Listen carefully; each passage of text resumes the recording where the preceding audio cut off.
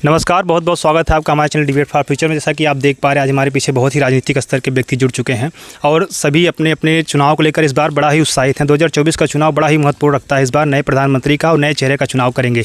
तो आइए जानते हैं जनता क्या रहे 2024 चुनाव को लेकर के और ये किस विकास मुद्दे को लेते हुए इस बार अपने प्रधानमंत्री का चुनाव करेंगे। सबसे पहले आप अपना नाम बताएँ। जी बिल्कुल सर, मैं रामराज यादव। आप मुझे ये बताएं, जो 2024 का चुनाव आने वाला है, तो आप किस प्रधानमंत्री के रूप में देखते हैं, किसे देखना चाहते हैं? अगर मेरी बात की जाए तो उत्तर प्रदेश के पुराने रिकॉर्डों को देखते हुए जिस तरह से माननीय अखिलेश यादव जी ने काम किया, मैं अखिलेश यादव जी को देखना चाहता हूँ। नहीं तो जो मतलब कि राहुल गांधी जो 26 पार्टियों का गठबंधन कर रहे हैं, तो क्या आपको लगता है कि इंडिया अगर जीतेगी तो राहुल गांधी प्रधानमंत्री बनेंगे? ये फैसला जो है पार्टी का है, माननीय जी का है। जो फैसला लेंगे पार्टी उनके साथ है, हम कार्यकर्ता हैं, हमेशा उनके साथ हैं हम लोग। नहीं तो आप मुझे ये बताइए कि पिछले 9 सालों से प्रधानमंत्री नरेंद्र मोदी जी ने ऐसा क्या काम कर दिया कि आप उनसे मतलब खफा हैं? आप एक बात ये बता दीजिए, जैसे नरेंद्र मोदी जी दवाई पढ़ाई, ठीक है, दवाई पढ़ाई लिखाई इन सब से उनका कोई वास्ता ही नहीं है। वो या उन्होंने सरकार सिर्फ इसलिए बनाई है कि 5 किलो राशन दिया जाए। आप एक भी बात बता दीजिए ज़मीन पे जो इस वक्त उनका कोई भी काम ज़मीन पे आप हमें दिखा दीजिए। आप ये बताइए कि जो 2024 का चुनाव आने वाला है, तो आप अपने प्रधानमंत्री के रूप में किसको चुनाव करेंगे? बताइए। जय कुमार राय, भाजपा मंडल अध्यक्ष किसान मोर्चा से, हम चौरी से हैं जी। और हम तो प्रधानमंत्री हमने बहुत से अपने बचपन से आज तक देखे, पर ऐसा प्रधानमंत्री हमने देखा ही नहीं। लेकिन वो तो बोल रहे सिर्फ गल्ला बांट रहे मोदी जी। भाई देखिए, सबका विचार अलग अलग है। लोग कहते हैं अब एक बराबर सबका विचार नहीं हो सकता, पर ऐसे प्रधानमंत्री हैं कि हम लोग आज मंदिर चले जाइए, दुनिया के चाहे जिस मंदिर पे चले जाइए, हर मंदिर पे काम हुआ है। हिंदुत्व को जगाने वाला काम हुआ है और हर काम में काम कर रहे हैं। और आप डिजिटल, आप बात जैसे दवाई पढ़ाई की हो तो ठीक है, आप यहाँ पे प्राइमरी स्कूल है, सामने प्राइमरी स्कूल है, आप कहते हैं डिजिटल इंडिया। आप प्राइमरी विद्यालय में, प्राइमरी में, मिडिल में कोई भी एक काम डिजिटल बता दीजिए, हाँ ये डिजिटल हो रहा है, बच्चे इससे पढ़ लिख रहे हैं। इन्हें योगी जी जो मोबाइल और टेबलेट बांट रहे हैं। दूसरी बात, हम आप और जो भाजपा के प्रवक्ता है ये सुनिश्चित कर ले कोई भी बात हवाई बात ना हो, झूठी बात ना हो, फर्जी बात ना हो। और दूसरी बात, वो बात ना की जाए जिसे हम आप प्रूफ न कर पाएँ और फर्जी कोई आंकड़ा न रखा जाए, ठीक है। ये नहीं तो जो योगी जी लैपटॉप और टेबलेट छात्रों को बांट रहे हैं, उससे नहीं लगता कि डिजिटल इंडियन बन रहा है? आप ये बताइए लैपटॉप चला कब था, किसने चलाया था? और दूसरी बात, आप ब्लॉक स्तर से लेके, ठीक है, जिले स्तर तक, उसके बाद आप प्रदेश स्तर तक आइए। जैसे ब्लॉक था 100 सैया हॉस्पिटल, आप इनसे पूछिए किसने बनवाया? माननीय अखिलेश यादव जी ने बनवाया। ये बताइए क्या कह रहे हैं, 100 सैया हॉस्पिटल किसने बनाया था? भाई देखिए, प्रधानमंत्री जब बने हैं मोदी जी, उसके बाद ही काम हुआ है। अच्छा, लेकिन ये तो बोल रहे अखिलेश जी बनवाए। भाई देखिए, अखिलेश बनवाया जरूर है, पर प्रधानमंत्री जब बने हैं उसके बाद ही बना है। ये नहीं तो जैसा कि आप बताइए, क्या गल्ला बांटने से मोदी जी इस बार चुनाव जीत जाएंगे? नहीं, गल्ला नहीं। आप स्कूल चले जाइए, देख लीजिए जितने स्कूल बगल में पढ़ैया है, जबकि इधर लगता है हमें टॉप की स्कूल है इंग्लिश मीडियम। सबसे बड़ा सवाल मेरा आपसे ये है कि जैसा कि आप देख पा रहे हैं कि जैसे नुपुर शर्मा ने और टाइगर राजा सिंह ने जो भी विवादित बयान दिया, तो बीजेपी ने सस्पेंड कर दी। तो लेकिन जो स्वामी प्रसाद मौर्य जी दे रहे हैं विवादित बयान, तो क्या उससे लगता है कि अखिलेश जी इस बार चुनाव जीत पाएंगे? बिल्कुल जीतेंगे। स्वामी प्रसाद मौर्य जितने भी स्टेटमेंट दे रहे हैं वो उसका जवाब खुद ही मीडिया के सामने आके दे रहे हैं। और दूसरी बात ये, लेकिन वो तो हिंदू विरोधी दे रहे हैं, तो एक दल को विरोधी बता के एक दल के पक्ष में जाके चुनाव जीता जा सकता है। देखिए, वो हिंदू विरोधी कोई भी भाषण नहीं दे रहे। मंदिरों पे मैं भी आपको एक चीज़ दिखाता हूँ, मंदिरों पे सरेआम जो है उनका चैन स्कैनिंग किया जा रहा है, चैन काटा जा रहा है सीधे सीधे। अभी मैं आपको यूट्यूब पे वीडियो दिखा देता हूँ। तो वो इन्हीं सभी चीज़ों को जो है दरकिनार करना चाहते हैं कि आप मंदिरों पे जा रहे हैं तो मंदिर पे सर्व समाज का सम्मान हो, ठीक है, कोई एक जाति विशेष का वहाँ लूटपाट न करे, जो भी हो वो सार्वजनिक हो। लेकिन स्वामी प्रसाद मौर्य जी बोल रहे हैं कि जैसे जब ये लोग जहाँ खोद के मंदिर बना रहे हैं, जब हमारी सरकार में तो वहाँ बौद्ध मंदिर बनाएंगे, उसके लिए क्या कहना चाहेंगे? ये वो मुख्यमंत्री तो बनेंगे नहीं, ठीक है, उनके कहने से ये होगा नहीं। मान लीजिए अखिलेश जी मुख्यमंत्री बन रहे हैं, तो इसका मतलब सरकार आने पे ये कर सकते हैं वो? देखिए, यदि ये स्टेटमेंट अखिलेश यादव का होता, माननीय जी का होता, तो इस पे हम लोग विचार करते। तो अखिलेश यादव जी उनको सस्पेंड क्यों नहीं कर रहे? और दूसरी बात, आप उन्हें सस्पेंड की बात कह रहे हैं, इससे पहले बीजेपी के बारे में, योगी जी के बारे में तमाम अनाप शनाप बोल के, ठीक है, राजभर जी गए थे और राजभर आज बीजेपी में फिर से चले गए, वहीं से आए थे हमारी पार्टी में। तो ये पार्टियां हैं, ऐसे लोगों के साथ थोड़ा सा इनका आना जाना चलता रहता है। लेकिन जैसा कि आप देख पा रहे हैं, बीजेपी अपनी पार्टी की छवि बचाने के लिए बड़े से बड़े नेताओं सस्पेंड कर दे रहे हैं। सर कहाँ बच पा रही है बीजेपी की छवि, कहाँ बच पा रही है? आप ये बताइए। बताइए, इनको बीजेपी की छवि बच रही है कि नहीं? बीजेपी छवि 100% बच रही है भैया। कहीं चले जाए, मंदिर पे आज यहाँ सुरक्षित बैठे हैं, हमारा टाइल्स लगा है, बीजेपी का दिन है। अच्छा, आप मुझे ये बताइए कि योगी जी बोलते हैं कि हमने सारे गुंडाओं को खत्म कर दिया, गुंडा राज खत्म कर दिया, तो आपको लगता है गुंडा राज है कि नहीं?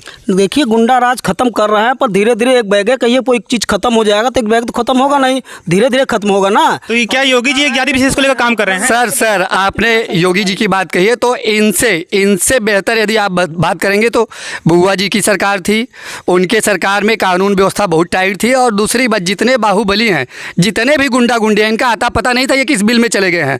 आज बाहुबली बन के उभर रहे हैं, और जो जितने भी गुंडा गुंडे हैं उन्हें बीजेपी सीधे सीधे संरक्षण दे रही है। आप ये बताइए, योगी जी पे कितने केसेस है आपको पता है? ये छवि है।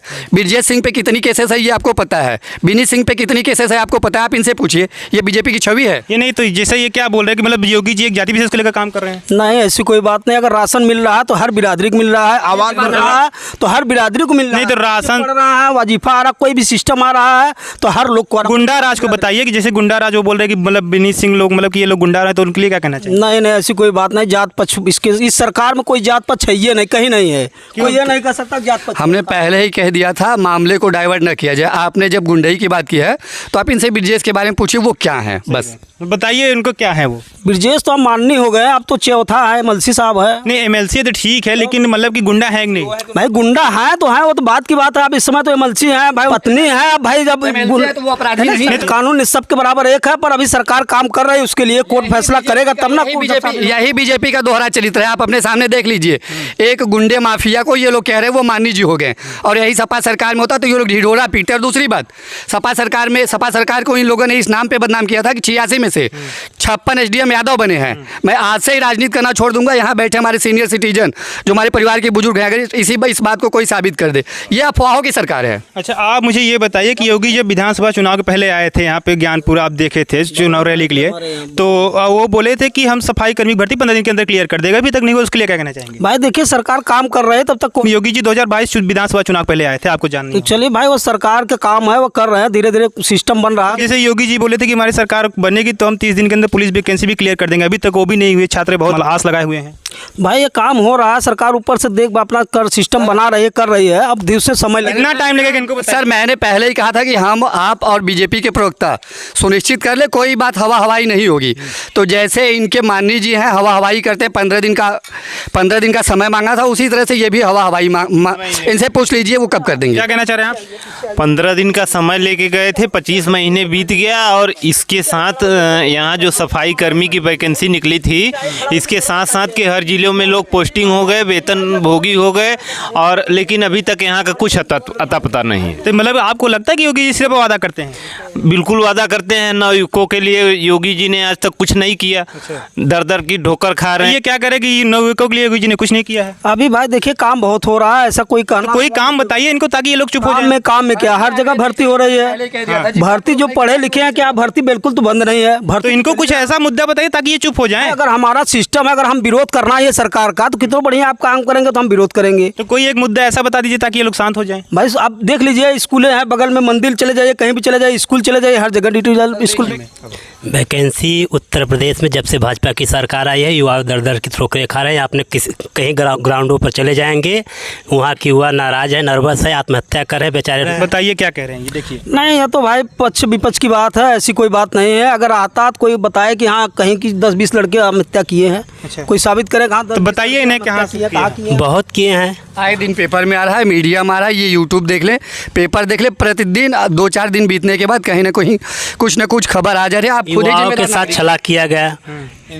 इनसे एक सवाल पूछिए कि योगी आदित्यनाथ जी की 6 साल की सरकार हो गई, ये 6 साल की कोई महत्वपूर्ण योजना 5 बताएं। बताइए इन्हें 5 योजना बता दीजिए, शांत हो जाएंगे सारे। देखिए भदोही में, पूरे राज्य में बता दीजिए। देखिए, प्रदेश में बहुत ऐसे आए कि बहुत माफिया राज खत्म हुआ। जैसे कि सर, 2 सवाल मैं इनसे बताइए। 2 सवाल मैं इनसे करना चाहूँगा। इससे पहले इनकी पार्टी के विधायक रविंद्रनाथ त्रिपाठी जी थे, ठीक है। आप इनसे भदोही के बारे में ये पूछिएगा। जैसे देखिए, 2 ओवर ब्रिज बना है, वो सपा सरकार बना है, उस वक्त विधायक माननीय जाहिद बेग जी थे। आप सामने चले जाएंगे, अरबों की लागत से बना है कारपेट मार्ट, ठीक है, वो भी सपा सरकार में बना था, विधायक माननीय जाहिद बेग थे।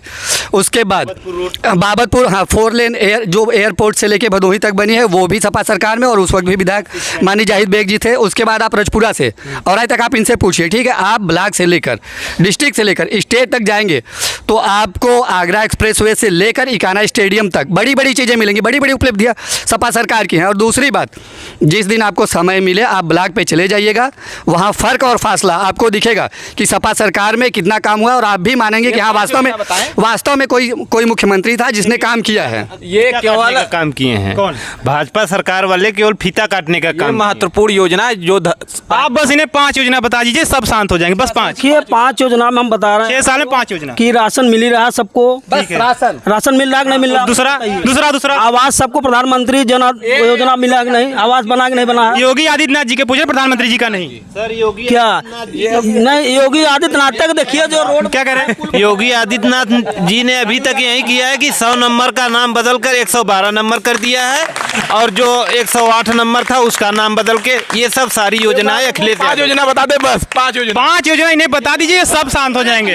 देखिए भाई, बात हम बता तो रहे हैं, आप लोग जल्दबाजी करेंगे तो कहाँ बंद। एक बार इनकी भी सुनते हैं, उसके बाद आपकी टिप्पणी मतलब दे रहे हैं। आप बताइए इनको 5 योजना। भाई हमने क्या बताया कि अगर कहीं आप रोड पे चल रहे हैं तो ऐसा कोई और बीज नहीं होगा जहाँ काम नहीं चल रहा है। अच्छा। कोई रोड का ऐसा बता देंगे, आप यहाँ चले जाइए, इलाहाबाद चले जाइए, इसके पहले 5 साल पहले कितना समय लग रहा था, अभी कितना समय लग रहा है। बनारस में चले जाइए आप, बनारस में चले जाइए, कितना समय लग रहा था पहले, अब कितना समय लग रहा है। आप उनकी बात को समझ नहीं पाए हो, सिर्फ योगी जी के मतलब सरकार का लेखा जोखा मांग रहे हैं आप, सिर्फ योगी जी का बताइए। समाजवादी पेंशन था, बेरोजगारी भत्ता था, तमाम चीजें थी, ठीक है, लेकिन आप में क्या है?